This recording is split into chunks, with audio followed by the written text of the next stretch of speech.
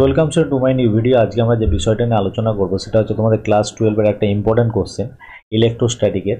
সেই বিষয়ের প্রথম যে কোশ্চেনটা তোমরা দেখতে পাচ্ছ যে নিচে একটা লেখচিত্র দেওয়া আছে Q1 Q2 দুটি আধানের সংযোগকারী সরলরেখা বরাবর বিভবের বণ্টন সূচিত হয়েছে।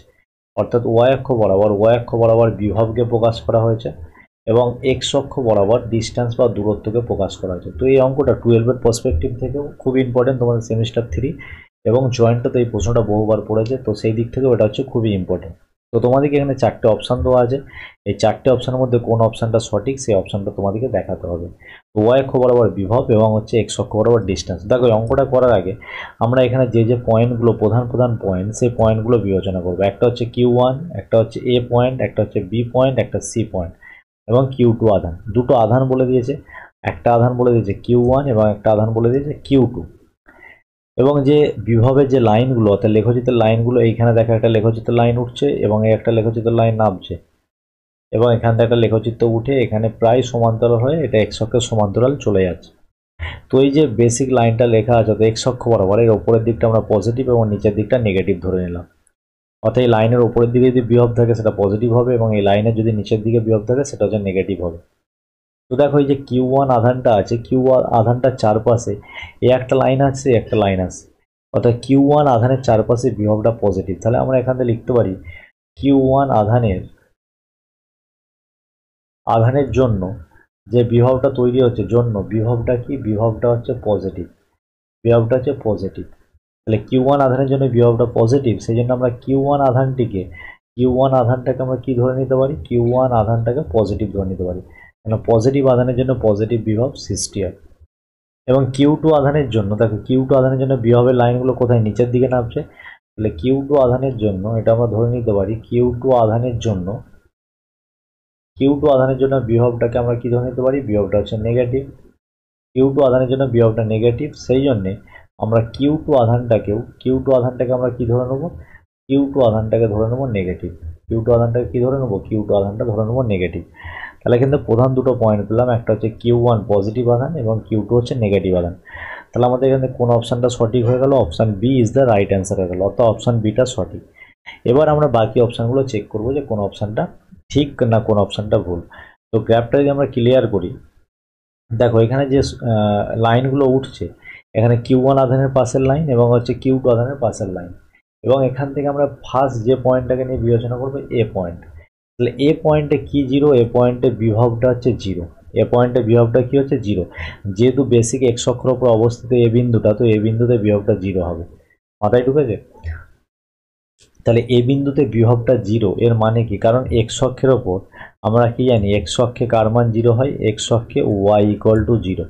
তো এক্স অক্ষে ওয়াই ইকুয়াল টু জিরো মানে ওয়াই অক্ষটা এখানে কাকে বোঝাচ্ছে, ওয়াই অক্ষটা বিভবকে বোঝাচ্ছে, সেজন্য বিভবটা জিরো। কোথায়, এ পয়েন্টে বিভবটা জিরো, অর্থাৎ ভি এ পয়েন্টে বিভবটা জিরো। তাহলে ভি এ পয়েন্টটা বিভবটা যেহেতু জিরো হচ্ছে, তাহলে এই ভি এ পয়েন্টে বিভবটা কোন কোন আধানের জন্য আসছে, একটা Q1 আধানের জন্যও যাচ্ছে এবং একটা Q2 আধানের জন্যও যাচ্ছে।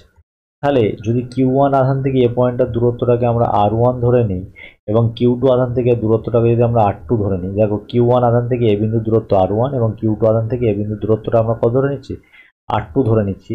তাহলে আমরা এখান থেকে বলতে পারি, কি বলতে পারি, যে বিভবের ফর্মুলা কে Q1 আপন হচ্ছে R1 প্লাস কে এবং Q2-র মানটা নেগেটিভ কে Q2 আপন হচ্ছে R2, এই টোটাল বিভবের মানটা কত হবে, জিরো। তাহলে এখান থেকে আমরা কি বলতে পারি, এখান থেকে বলতে পারি Q1 আপন R1 ইকুয়াল টু Q2 আপন R2। বোঝা গেছে, Q1 আপন R1 ইকুয়াল টু Q2 আপন R2। যদি এখান দিয়ে আমরা Q1 আপন Q2 যে ভ্যালুটা যদি আমরা বের করতে চাই, যে Q1 আপন Q2 কত হবে, দেখো Q1 আপন যদি Q2 আমরা বের করতে চাই, তাহলে এটা যাবে R1 আপন R2। এবার তোমরা ছবির দিকে এখানে লক্ষ্য করে দেখতেই পাচ্ছ, দেখো R1টা R2-র চেয়ে বড়, অর্থাৎ Q1 আধান থেকে এ বিন্দুর দূরত্বটা বড়। এবার এখান দিয়ে এটা হচ্ছে R1টা যেহেতু বড়, এটা হচ্ছে গ্রেটার দেন, এটা গ্রেটার দেন হচ্ছে 1, গ্রেটার দেন 1, যেহেতু R1 এর ভ্যালুটা বড় R2 চেয়ে, তাহলে এটা গ্রেটার দেন 1 বলতে পারি। তাহলে আমরা এখান থেকে বলতে পারি Q1 গ্রেটার দেন Q2। তাহলে আমরা সেকেন্ড যে পজিশনটা পেলাম Q1 গ্রেটার দেন Q2, এটা মডিউলাস ভ্যালু, অর্থাৎ মানটা Q1 এর মানটা Q2-র চেয়ে বড়। তাহলে এখান থেকে আমরা যে অপশানটা রাইট বলতে পারি, কোন অপশানটা রাইট, তো তোমরা এখান থেকে প্রমাণ করে দেখলে Q1টা Q2-র চেয়ে বড়। তাহলে এখান থেকে আমাদের কোন অপশানটাও সঠিক হয়ে যাবে, এখানে আমাদের অপশান এও সঠিক হয়ে যাবে যে Q1 গ্রেটার দ্যান Q2।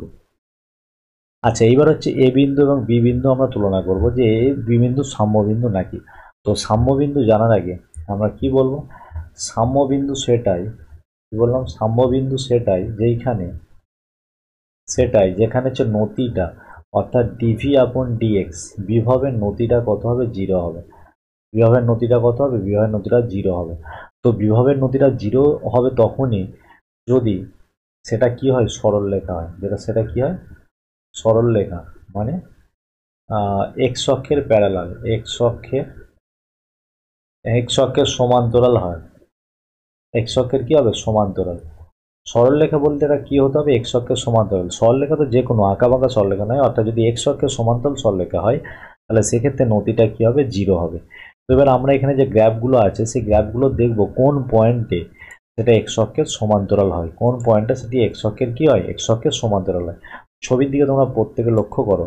দেখ, এ পয়েন্টে যদি আমরা নতি টানি, এ পয়েন্টে, এই হচ্ছে একটা পয়েন্ট, এবং এই পয়েন্টে যদি নতিটা আমরা টানি তাহলে সেক্ষেত্রে আমাদের যে নতিটা হবে কি হবে, এরকম হচ্ছে এক্স অক্ষের এরকম। আর যদি বি পয়েন্টের নতিটা টানি, এটা হচ্ছে বি পয়েন্ট, তাহলে বি পয়েন্টের নতিটা আমাদের হয়ে যাবে এরকম।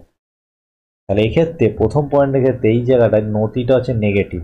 নতিটা কি, এখানে নতিটা নেগেটিভ, যেহেতু স্থূলকোণ তৈরি করছে এখানে, এই কোণটা হচ্ছে স্থূলকোণ এক্স অক্ষের সাথে, এটা স্থূলকোণ তৈরি করার জন্য এটা নতিটা নেগেটিভ।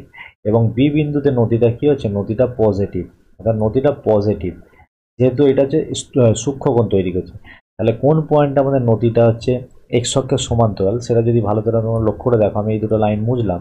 এবার আমাদের আরেকটা পয়েন্ট রয়ে গেছে, সেটা হচ্ছে সি পয়েন্ট। যদি সি পয়েন্টটা আমরা টানি, দেখো সি পয়েন্টে, অর্থাৎ সি পয়েন্টের ক্ষেত্রে এই যে সি পয়েন্টের যে কার্ভটা আছে, উপরের যে কার্ভটা, উপরের কার্ভটা এখানে, এটা হচ্ছে এখানে নতিটা অর্থাৎ ডিভি আপন ডিএক্স এর মানটা কত, 0। ডিভি আপন ডিএক্স 0 এই কারণ সি বিন্দুতে যে সরলরেখাটা সেটা হচ্ছে এক্স অক্ষের সমান্তরাল সরলরেখা। সি বিন্দুতে সরলরেখাটা কার সরলরেখা, এক্স অক্ষের সমান্তরাল সরলরেখা, বোঝা গেছে। তো সি বিন্দুতে আমাদের এখানে নতিটা কি হয়ে যাবে, নতিটা 0 হয়ে যাবে। তো সি বিন্দুতে নতি 0 হওয়া মানে, আমরা কি বলতে পারি, একমাত্র সি বিন্দুটা সাম্য আছে, এ আর বি বিন্দু সাম্য নেই। তার মানে এখানে সি বিন্দুতে আর ডিভি আপন ডিএক্স এইটা ইকুয়াল টু 0।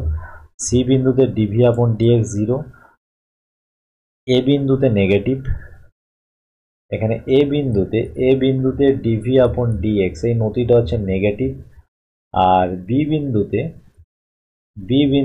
ডিভি আপন ডিএক্স এর মানটা হচ্ছে পজিটিভ।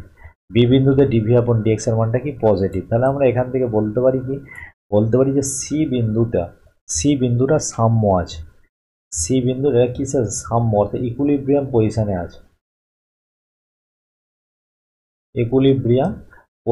আছে, তারপর সাম্য অবস্থায় আছে। আর এগুলো সাম্যে নেই, এ বিন্দু আর বি বিন্দুটা কি নেই, সাম্যে নেই, কিন্তু হচ্ছে এদের বিভবটা শূন্য, কিন্তু এদের বিভবটা সেম, কিন্তু বিভবটা কি আছে, বিভবটা হচ্ছে একই আছে। তাহলে আমাদের যে অপশানটা দেওয়া আছে, এ আর বি বিন্দুটা কি সাম্য আছে, তাহলে এ আর বি বিন্দুটা কিন্তু আমাদের সাম্য বিন্দু নয়। এ আর বি বিন্দুর বিভবটা সেম, কিন্তু এ আর বি বিন্দু সাম্য বিন্দু নয়, তার মানে এটা আমাদের কাটা হয়ে গেল। সি বিন্দুটা সাম্য আছে। এবার যদি আমরা সাম্যটা চেক করি যে কেমন ধরনের সাম্য, অস্থির সাম্য না সুস্থির সাম্য, সেটা দেখো। যদি অস্থির সাম্য না সুস্থির সাম্য দেখি, যদি আমরা এই পয়েন্টে একটা বল রাখি এরকম, এই বলটাকে যদি আমরা হালকা এরকম গড়িয়ে দিই, তাহলে এই বলটা কিন্তু আগের অবস্থানে ফিরে যাবে না, অর্থাৎ আগে এই অবস্থানে আর ফিরে আসবে না, সে নিচের দিক বরাবর চলে যাবে, এরকম নিচের দিক বরাবর গড়িয়ে চলে যাবে। যেহেতু সে ফিরে আসছে না, সুতরাং এটাকে আমরা কি বলবো, অস্থির সাম্য। তার মানে এখানে কোন অপশানটা সঠিক হয়ে গেল, আমাদের অপশান ডি সঠিক হয়ে গেল। কিন্তু যদি পজিশনটা এরকম হতো, ইউ আকৃতির হতো, ধরো এখানে আমরা একটা বল রেখেছি, এইখানে আমরা যদি বল রেখেছি, বলটাকে যদি আমরা ওপর দিকে হালকা ডিসপ্লেসমেন্ট করতাম তাহলে নিচের দিকে আবার ফিরে আসতো, এটা তখন হতো সুস্থির সাম্য। এটা কি হতো, এটা হতো সুস্থির সাম্য। কিন্তু এই পজিশনটাতে সি এর জায়গাতে যদি বলটা এদিকে গড়িয়ে দিই, সে আর আগের অবস্থায় ফিরে যাবে না, তার মানে এটা হচ্ছে অস্থির সাম্য। তো এখানে কোন কোন অপশানটা সঠিক, এখানে অপশান এ, বি এবং ডি এই অপশানটা সঠিক, অর্থাৎ option C is the right answer. তো আশা করি ভিডিওটা বুঝতে পেরেছো। তো এরকম দারুণ কোশ্চেন নিয়ে আমাদের চ্যানেলে আপলোড হতে থাকবে তোমাদের ক্লাস 12 ক্লাস 11-এর জন্য। তার জন্য অবশ্যই চ্যানেলকে লাইক করে রাখো, শেয়ার করে রাখো, সাবস্ক্রাইব করে রাখো। ধন্যবাদ, দেখা হচ্ছে পরের দিন কোনো একটা নেক্সট ভিডিও নিয়ে।